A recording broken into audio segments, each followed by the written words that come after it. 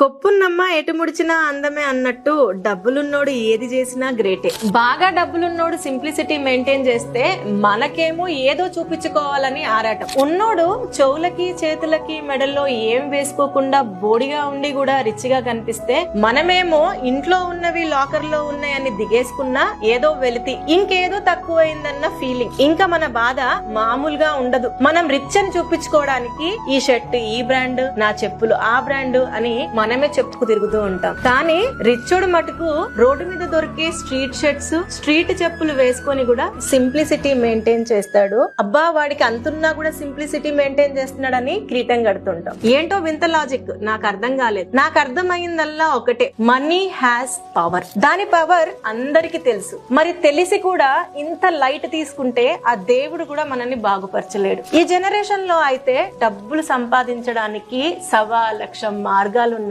కానీ మనకు కావాల్సిందల్లా ఆశ, ఆశయం. అరే అంతెందుకు, ఈ రోజుల్లో హ్యాపీగా ఇంట్లో కూర్చొని నీ కన్వీనియంట్ టైం లో కూడా నీకు కావాల్సిన ఫిగర్ లో డబ్బులు సంపాదించుకోవచ్చు. కానీ చేయాల్సిందల్లా టైం ని ప్రొడక్టివ్ వాటి మీద పెడితే గనక నీ యొక్క లైఫ్ స్టైల్ కంఫర్ట్